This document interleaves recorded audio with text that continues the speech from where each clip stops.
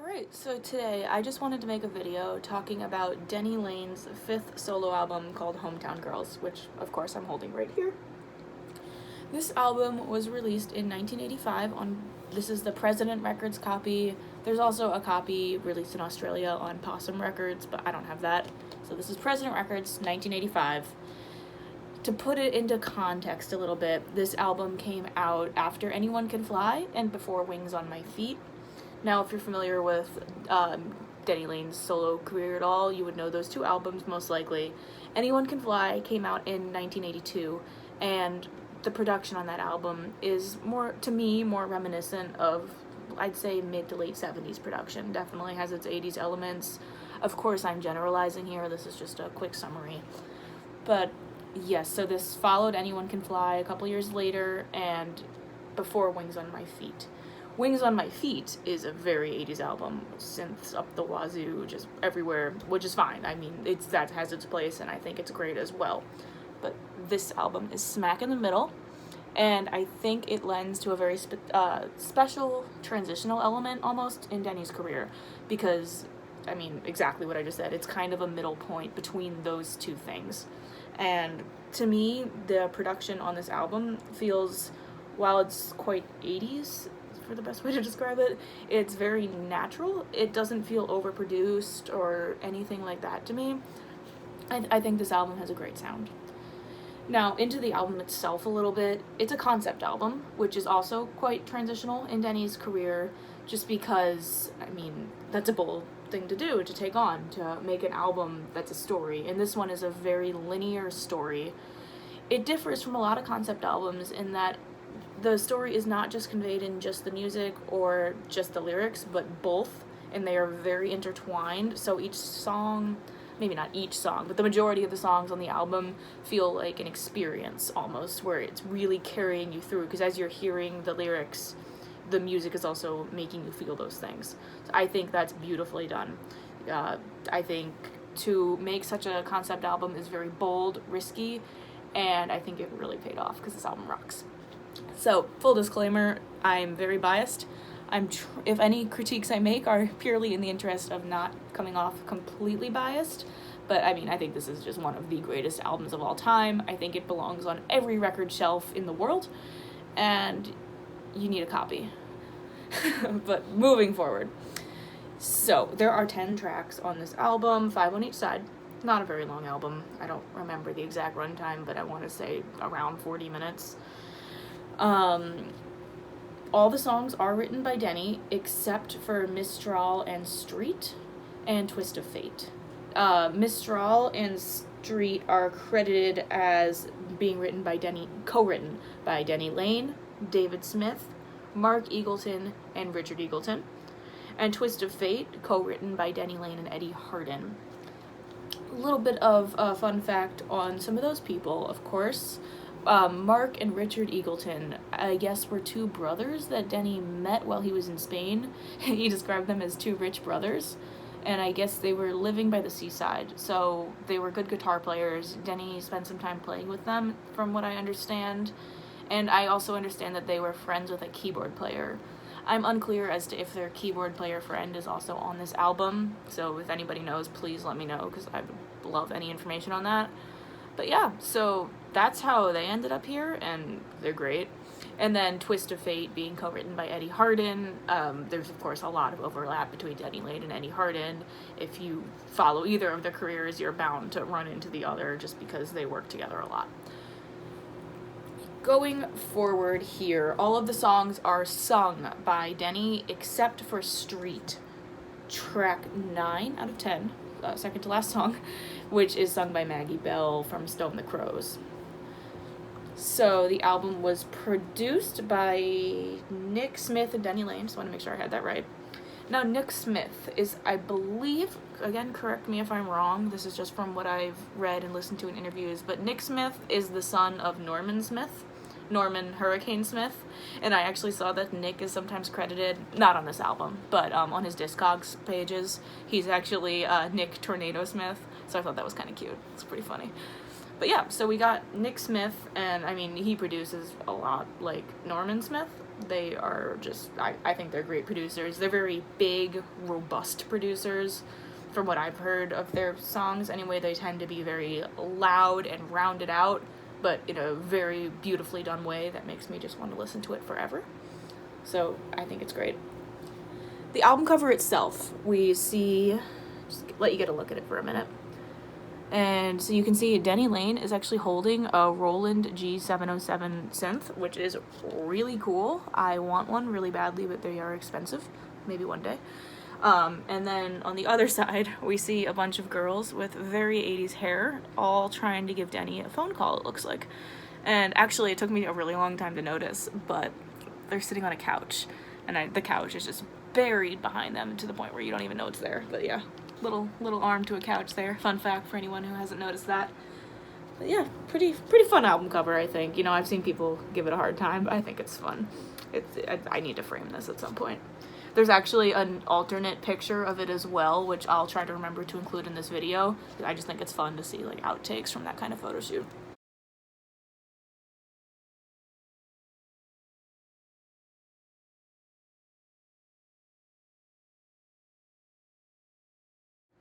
And then on the back, we have this.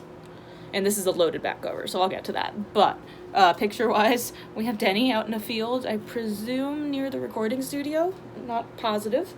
And then the photos are credited as, well, it says photograph by Diana Miller.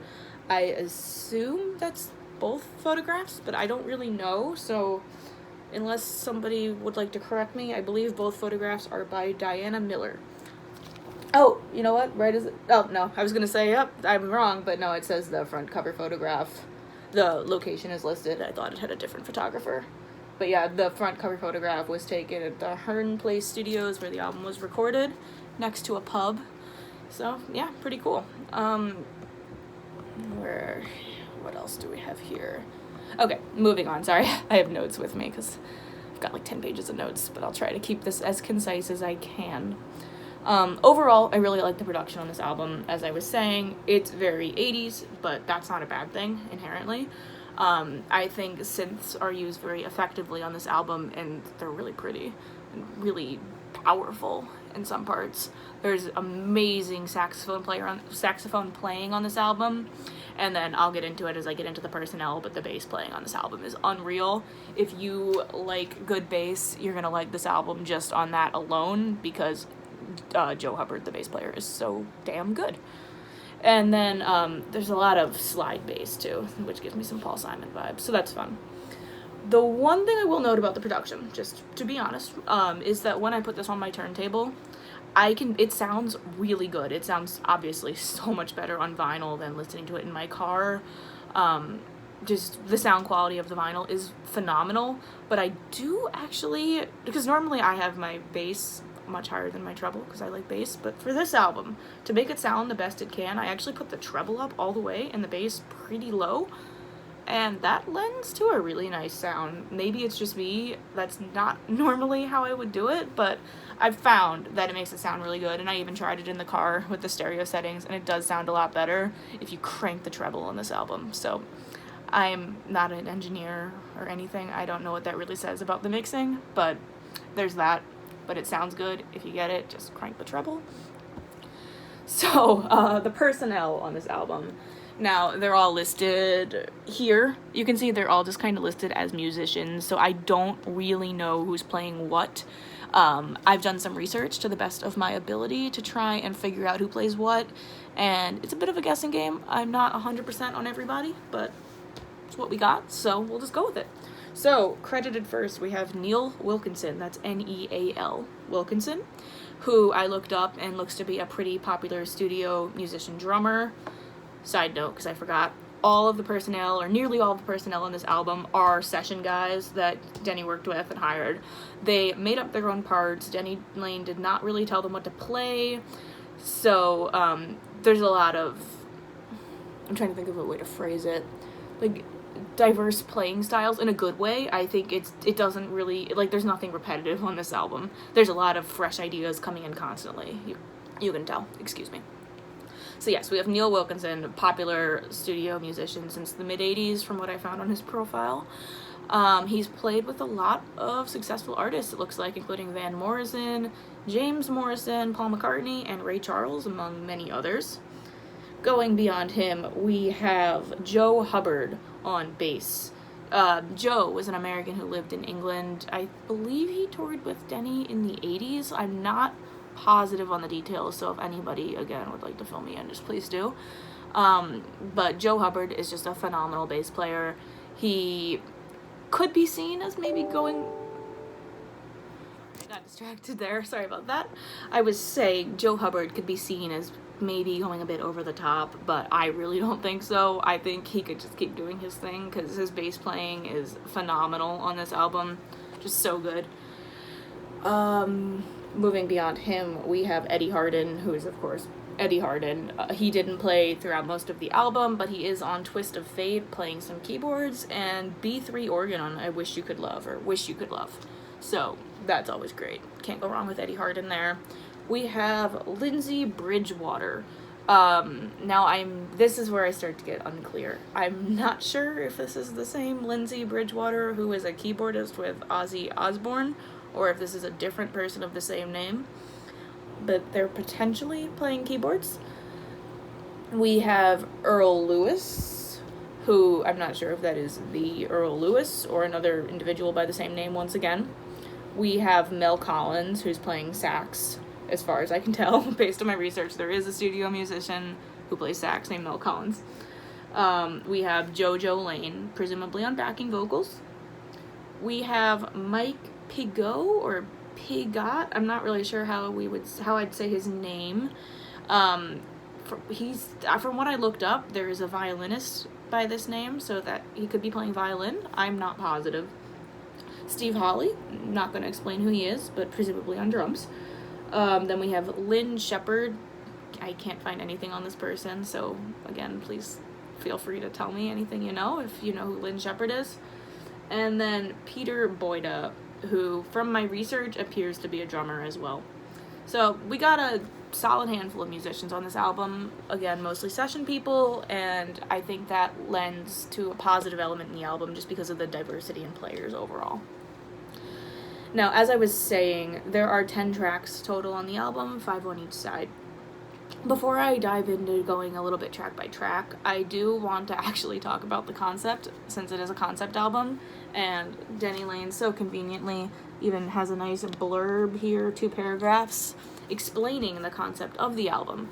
And it's pretty cool, if you can see. I'm not sure if it's focusing, but it's a little short story, and it has the song titles integrated into the story, so they're all capitalized.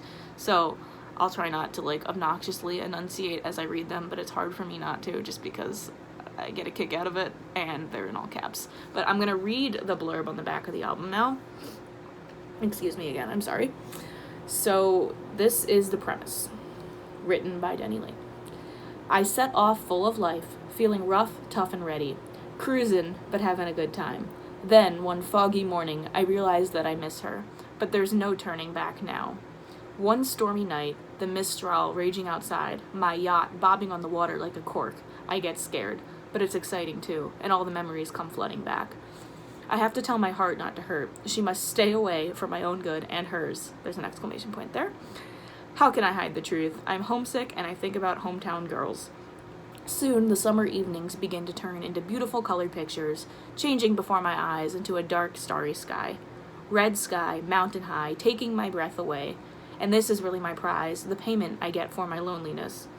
Still hoping, expecting more miracles. If only she were here now. I wish you could love, but of course I know you can. Meanwhile, back at the ranch, I find myself finding new friends. Life is beginning to seem like fun again. A chance meeting, a twist of fate, and philosophy begins to win the day. My friend helps me to emerge from the darkened doorways into the world outside, reality in the street, where I learn to fight again. I thank God, I thank a lot of people and places, I thank music and art and love. Of course I reminisce, all the nights are blue nights, but the days have their share of sunshine, and I thank you for that. Oh, I'm sorry, I added an and. The days have their share of sunshine, I thank you for that. Signed, Denny Laine, July 13th, 1985. Now, I just love that because that tells you the whole story right there, because to me, this album is practically a book. It's just so conceptual and so linear, and I love that. Alright, so now we know what it's about, so I'm just gonna go track by track now, and I guess I'm not here to critique it, really. I just listened to it a few times and jotted down what I was thinking, what I noticed throughout, so I'm just gonna go over my general thoughts. If anybody else is a big fan of this album, I would love to hear your thoughts as well, or correct me if I say anything wrong. I just am more than happy to talk about this. So, track 1 is Cruisin'. That's cruisin' with an N and an apostrophe at the end, not cruising with a G. Important. This is a very loud, bold album opening. The horns just come out ablazing from the start. You get a nice riff and then the piano answering. It's strong and loud, and it will blow your ears out if you're not prepared, but that's a good thing. It's a really funky album, track for lack of a better word. I think I really like how Denny sings this one. The track itself is really fun. It conveys a lot of a feeling of freedom and confidence, just kind of like feeling yourself, living your life, driving with the windows down. It's a good time of a song, if that makes sense. It's just kind of a party. The chorus has a really catchy melody, which will get stuck in your head for days if you are anything like me. It's just really good. And then the lyrics. Disclaimer for all the tracks, I'm a big fan of Denny Laine's lyric writing, so I've noted down a lot of the lyrics I like here, so I'll just read them briefly because unfortunately, and I need to fix it, I guess, I will at some point, but his lyrics just aren't often posted online on any popular lyric sharing websites or anything like that, so they're just not very accessible. But they're really good and fun and clever, so there's a lot to them here.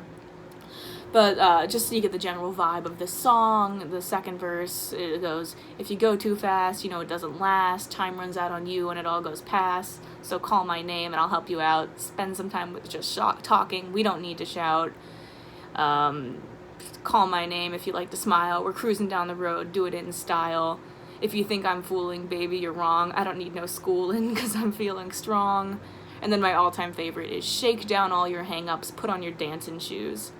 I mean, it's just a fun song. It's like a party, as I said. And then we get some really cool backing vocals at the end of the track, too, which really round it out, I think. It just sounds really appealing. Overall, I could not ask for a better track to open an album. I mean, it's loud. It really draws you in.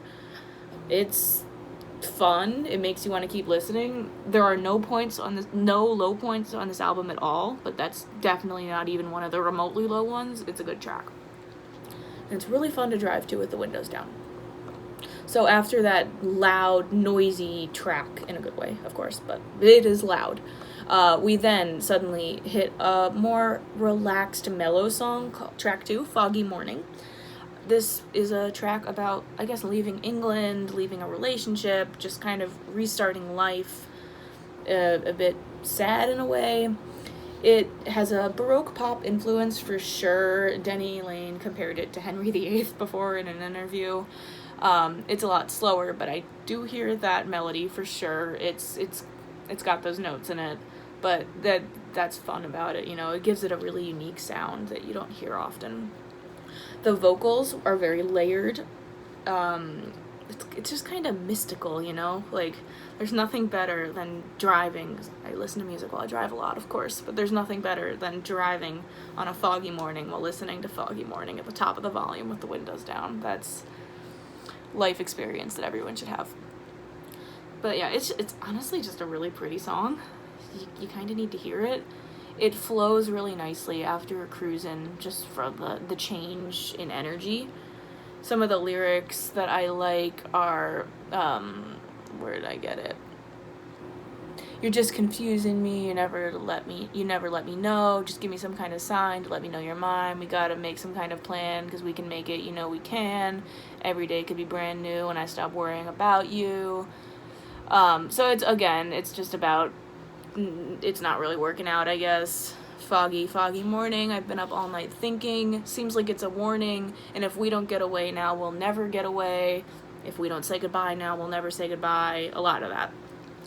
One line that gives me a huge kick, anyone else who's caught this, please let me know, because I've listened to this album God knows how many times, so many times, but only recently did I catch the line where Denny says, "So I'll go now," like the old song says, and I think that's just funny, because go now, of course, and I think all the people who like to make those annoying, repetitive go now jokes, anytime anyone even breathes a word about Denny Laine, can get a kick out of that, because he references go now. But yeah, aside from that, the refrain has some cool bending bass notes. It's a cool song. I mean, I keep saying that. I'm going to say that about all of them, but I think this is really unique, and that's not the kind of song, if I heard Denny Laine's hits, that wouldn't be the kind of song I expected from him, but it's a really pleasant surprise. And kind of keeping with the same feel, we get to track 3, Mistral, which starts off very quiet and calm, so it blends, like, Foggy Morning's not quiet in volume, but quiet in energy, and Mistral definitely starts off with that quiet energy. Now, this track 3 it's a loaded one. It's multiple songs in one with very distinct sections. To me, it's practically an orchestral piece with multiple movements. Basically, of course, it's, the premise is it's hectic and you're out in a storm and the ship is tossing and turning in the waves, and you really feel that when you're listening to it, though. Like, you can just feel the energy of the song. It has a really dark synthy backing part, which is cool too. It's just unique. It's not what you expect to hear, so it when you listen to it, it doesn't take the turns that you would expect a pop song to take. It takes very different ones, in my opinion. I would strongly argue this is one of the greatest songs Denny Laine has ever created. It is absolutely unbelievable. It's just, maybe I'm just talking it up too much, but I think it's just so great. There's also these high, I didn't notice again until recently, when I was really just sitting and listening to my record player, but there's these high ringing notes throughout the whole song that just kind of like sound electric. It's really cool. So it starts, when I wrote this up here, I kind of just broke it up by section the best I could. Now, if you don't know the lyrics to the song very well, you might not understand how I divided it up, because I kind of did it based on the lyrical segments. But basically it starts with an a cappella. I called it the scattered senses section. There's a high violin, or it might be a keyboard, I honestly cannot tell, but it's going along with Denny Laine as he sings. Very high notes, very nice.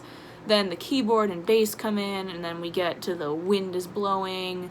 This is where it goes from kind of a pretty vocal to a rougher vocal that starts to convey some turmoil and problems. We get a break, and then instrumental begins, what I called the building a house section. This is a pretty aggressive section overall. Then it pulls back again, and we have a more gentle vocal for a little while with this next segment that I titled the Angel's Daughter section. Then the turmoil picks up again, back to some screaming from Denny, which is just phenomenal. He can do that so well. Keyboards really pick up again. Yeah, and then it just kind of keeps building.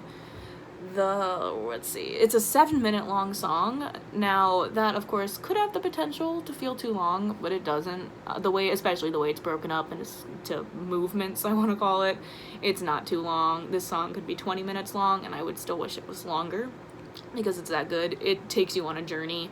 You can't do anything else while you listen to the song. You just need to close your eyes and listen to it, because it's amazing. Yeah, so I described it, as I was taking notes, as funky chaos. I love the orchestral a cappella part at the beginning, as I was saying. It really just doesn't hold back, though. The music paints a picture of the storm that he's singing about. It's wonderful. There's some cool lyrics. I've jotted down here. It is whispered with respect. We don't know if you are angry and mean to frighten us to death. The north wind is blowing, it's ringing in my ears. There's no way I'm showing you my inner fears, but you come on so strong when I'm all alone at night. My ship is in the harbor, it tosses and turns, I feel just like a poor boy, which changes to fool in another verse, who never ever learns. Keep on burning bridges, where do I get? But yeah, it's pretty fantastic. And then you think the song's over, kind of stops for a minute, then back to the acapella, back to those synthy violins, keyboard mocking a violin. I don't really know what it is, but then it just fades out on a very sustained note of Denny singing "Frighten Us to Death," which is cool. And then right as it's finished fading out, you get slammed with the bass of track 4, which is "Stay Away," and that is one of my all-time favorite Denny Laine songs. I'm somebody who likes to just listen to albums, as I've said before, where I usually, if I'm listening to a track, it's part of the whole album. I don't really just mix up my music too much. But that is one song I will listen to in any context, by itself, in an album. You could stick it in the middle of a different album and I'd still listen to it, because it's just so good. So yeah, track 4, "Stay Away." The opening bass is really what does it for me. Joe Hubbard is amazing, as I was saying. It's a fun song overall. It's a real staple. If you're gonna be a Denny Laine fan, you need to listen to this song. It's pretty much exactly what it sounds like. It's just Denny Laine singing about warning a girl to stay away from him. Let's see here. I love Denny's vocal in this song overall. Really strong singing. It's just like a really good voice in this one. Really good example of his singing ability. My only complaint is that it's not longer. There's a pretty cool spoken part as well towards the middle, and then it kind of breaks down a bit and builds back up to the chorus. Not like a spoken part, but Denny says "stay away from me," and then it just kind of breaks down. And then we get back into a chorus, which is cool. Yeah, I don't really have much to say about that song. I mean, it's exactly what it sounds like, but it's really good and it's fun. Track 5, and the end of side A, we have "Hometown Girls," title track, of course. So Denny used to play this one live a lot in the past, based on what I've heard. If anybody's heard this live and would like to share, please do. Definitely hasn't been played live anytime recently, but I guess in the 80s. Maybe later than that, though.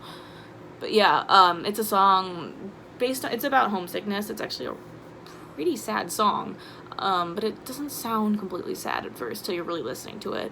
It's a lot like it's not, so I compared it to California Girls in that it's about the girls, but it's not really about the girls, and that's what it is. It's actually a really cool example, and cool, it's well written because it uses the hometown girls to explain, like, being totally alone and homesickness. So, it's probably the best known track on the album, maybe the only maybe Blue Nights, the last track, is better known, but it's up there. From what I've heard, people have heard this song. I think it's on a couple compilations, but most notably the 1994 Blue Nights CD from President Records that has a couple from Hometown Girls, Lonely Road. I think there's some Japanese Tears, Wings on My Feet on there. So that's like a good, maybe not Japanese Tears, that wouldn't make sense. I don't know, but it's a President Records compilation mostly. So it's on there on CD if you're looking for that. But yeah, it's exactly what it sounds like. It's just a song about wanting to go home. I noted that it really captures the feelings of loneliness, despair, isolation, and just being completely lost. It's pretty sad, I wrote. Some of the lyrics I just think really show what the song is. For 2 long years or more, I've lived on foreign shores, listening to strange tongues inside a see-through shell. Every day I throw a coin into a wishing well, and I think about hometown girls. It goes on with the girls. It's been a heavy load I've carried down this road. For my crimes I've paid the price, but still the money's owed to Her Majesty, the Queen and country. Though for now my hands are tied, one day I hope to be going home to those hometown girls. These days are dead and gone for me, but maybe not for you. Yeah, I mean, the lyrics in this are phenomenal. Everywhere you look, it's written in a book. Information, facts of life, and I know by hook or crook, I'll survive okay, go from day to day. but I'll still find Jaheim for dreams that carry me away. Then you get back in the chorus. So to me, this song is a poem. That's amazing writing. I think the composition overall is really pretty. Denny's vocal really captures the feeling of just kind of like forlorn, for lack of a better word. And then while all of this is going on, there's a nice high synth just matching his vocal like completely along with him, and it's really nice.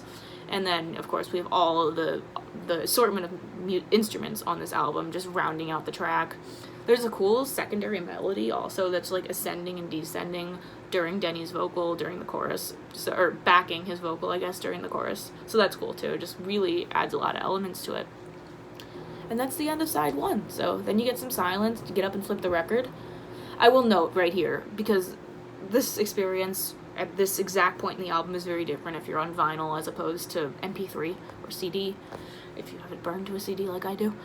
Just because when we get into track 6 or track 1 of side 2, which we're about to get, it doesn't flow the same way the other songs flow, and I think that's fine, because in reality you would get up and flip the record. But if you're listening to it digitally, it can sound a little bit abrupt. So I don't like doing it as much. I definitely prefer vinyl just for that reason alone, if nothing else.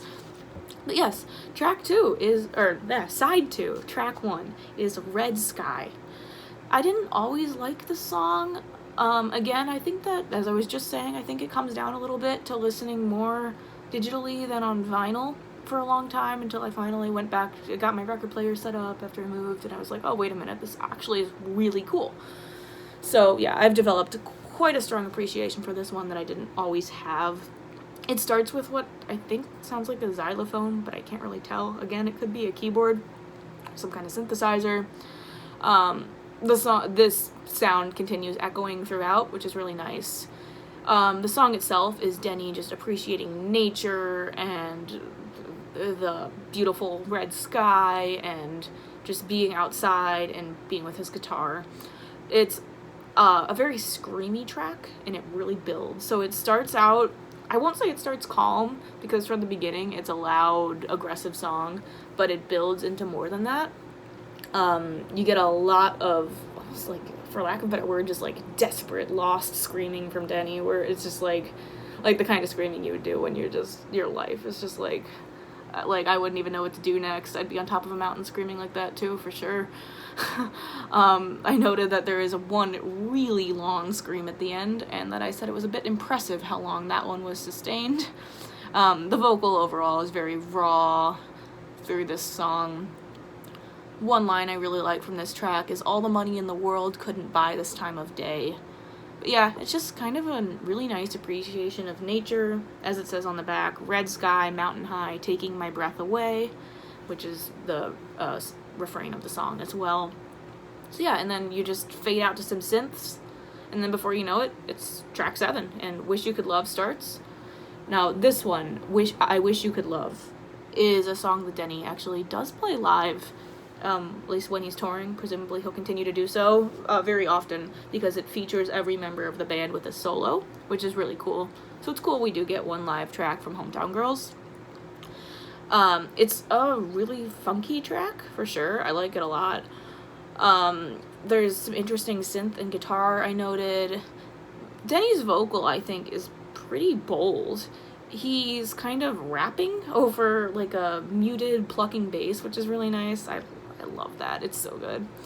But yeah, the opening of it is just kind of like solid rock and roll, then it breaks down into the bass and Denny starts up. There's, of course, as I was just saying, the solos in the middle. There's a section where all of the musicians have a solo, so you get some really cool drums, bass, guitar, sax. So that's a lot of fun. And again, that's really fun live too, because you just get to really hear each player do their thing, which is exactly what's happening here with the studio musicians. They're just doing their thing and it rocks. Overall, the gist of the song is just wanting a girl you can't have, but I noted some interesting turns with the lyrics. It's not the generic expected wanting a girl you can't have song. It's kind of funny to me. Some of the lyrics I liked were, you don't have much competition with your natural good looks, how you got in such condition can be read about in books, you mix with all the men with all the money, I can look but I just can't touch, wish you could love. Then another line I like is, "You're a truly classy lady, all the women envy you, but sometimes you act just like a baby." I don't know, it cracks me up. But yeah, overall, that's a really fun song. That's another one I will gladly listen to any day out of the context of the album, just for the, varied vocal. I think that's cool. Then we get into track 8 of the album, Twist of Fate, which this one, I honestly don't know what key it's in, but I want to say it's in a minor key. Normally, I studied music for years. Normally I can tell, but for some reason I just can't with this one. But it's got a very minor feel to it, for sure. And this is an interesting song musically, I think. Because you have this minor feeling, and then the lyrics are actually really positive.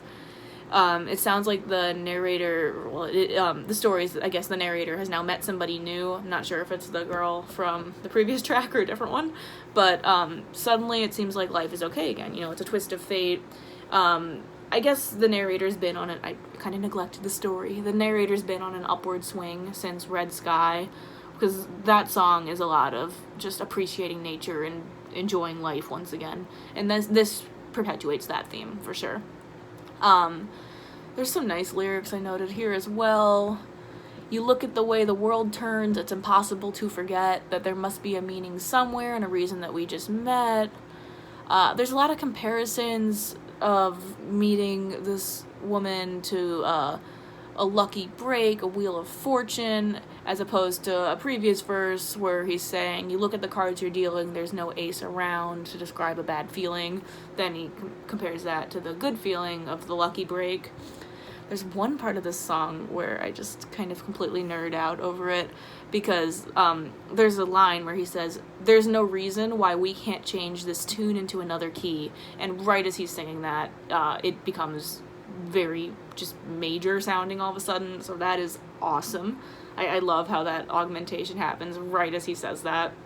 And I think I mentioned, maybe I didn't, that there's just some clever lyrics. I must have mentioned there's clever lyrics throughout this album, and that's one of my favorites. Yeah, this is a shorter track. I don't have the run times in front of me, but it's a very positive song, even because you get a lot of those happy sounding songs that you find out are negative, but this is a kind of not so happy sounding one that's actually pretty happy, so that's cool. Yeah, another line was, "We'll fight together, make no mistake." So yeah, it's just, sounds like a new partnership has been formed and there's happiness once again in the world. Because on the back it's described as a chance meeting, a twist of fate, and philosophy begins to win the day. Yeah, and then this track wraps up very concisely. It's not a drawn-out ending at all, but it's really neat and clean, and I couldn't ask for any more than that. I think it's great. Beyond that, second to last track of the album now, we have Street, sung by Maggie Bell. The song was originally sung by Denny Laine, and it was actually not even written for this album. This is the one standout track for that reason. It was going to be a single, I believe, but then he ended up putting it on the album. So the song was originally recorded with Denny's vocal. His vocal was taken off and Maggie Bell's was put on. That makes me sad, just on the basis of I wish I could hear the original version, but Maggie Bell sings it great, so that's okay. If you don't know who she is, she was in Stone the Crows with Colin Allen and Jimmy McCulloch. So Denny had known her for a long time. She was also managed by Peter Grant, who is Denny Laine's father-in-law. So Maggie was a friend of his. He, as I was saying, he was originally going to sing the track in the key of C. This is something he said in an interview. So it was written to suit him, his voice. And it ended up being too high for Maggie Bell's voice. She had to adjust the melody to suit her.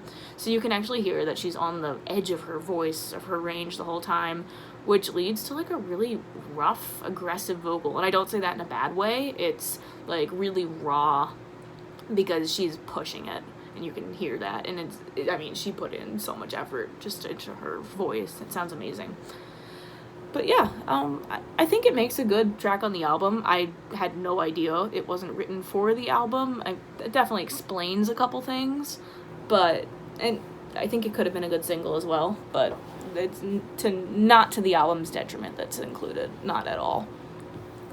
So this, on the back of the album, is described as where I learned to fight again. So we're continuing the positivity, starting over, renewed life kick. Let's see here. I said some of my notes without looking. Okay, so this is a musically interesting one as well, because it's an 80s power pop song, but it does not do what you would expect an 80s power pop song to do. It's actually really musically dark. There's a descending synthesizer throughout the chorus, and to me, it sounds like it's out of like Transylvania. It's pretty cool. It's just ominous, and then there's a repeating part at the end that fades out, and you hear the song, as I said, it's called Street. You hear all this street sounds, traffic is flying by, and there's honking car horns at the end, and it fades out there. So it really makes you feel like you're out on the street, especially if you're listening in surround sound. You just hear cars everywhere all of a sudden at the end, and throughout the album, or track, but not very noticeably until the end of the track. As I was saying, it's different, so it could be a low point on the album. I mean, you're listening to 8 tracks of Denny singing, and suddenly you're hit with Maggie Bell. I know the first time I heard it, I was a little bit confused. Not in a bad way, but in a what is this way. But, so yeah, it was a risk, but it really pays off because it flows. It feels like you don't even really question it that much. You just are like, you accept that, oh, this is a new character singing now. It really lends to a different perspective, just a different angle in the album, and it's pretty cool. The words are just about, the being in the rough and tumble life of the street, living in the street, you're fighting in the jungle, working in a tangled city, knocking on the doors, don't be a stranger, so scared of the danger in the street. Overall, it's a good song. It's gritty, very Maggie Bell. It's not like a pretty song, but that's not a bad thing at all. It's powerful and gritty. There's a lot of different things to hear all at once. It's one of those tracks where you need to listen to it 5 different times just to listen to the different parts going on, because there's a lot going on. And then you hear the horns start honking, and it's over. And it's quiet for a minute, assuming you're listening on vinyl. And then Blue Night starts. Now, this is probably the most popular track on the album that most people have heard. What was I gonna say? I just completely lost my train of thought. Oh yeah, it's on the, of course, Blue Nights compilation. I think it might have hit some other compilations, but I don't buy those, so I don't really know. It's a really pretty song. It's much quieter than the previous few tracks. It's a beautiful song, one of the prettiest things Denny has ever written, I think. It's a sad song, so again, we're breaking a cliche here, because the album is not just like a generic happy story. There's a lot of sadness in this song for sure, but at the same time, it's positive in that it's reminiscent. It's reminiscing. Yeah, actually, right as it says on the back again. Of course, I reminisce. All the nights are blue nights, but the days have their share of sunshine, and that's exactly what it is. It's singing about what's been lost, but knowing that there's still more ahead. So, yeah, I don't have much more to say about that one, except it's really pretty. It's a great track. It's another one that you can listen to at any time. Doesn't need to be included, doesn't need to be in the context of the album. And I guess I've been talking about this for way longer than I planned to, so I'm gonna wrap it up, but one more look at this masterpiece right here. Again, this is Hometown Girls, 1985. It's a really lovely album. I'm about to go stick it on my record player as soon as I stop recording. I hope this was remotely tolerable to watch. I just, again, really want people to appreciate the musician that is Denny Laine. I think it's really important that this music gets the acknowledgement it deserves. So if you watched this, thank you. I am sorry, but thank you for watching, and yeah, all right. Talk to you later. Bye.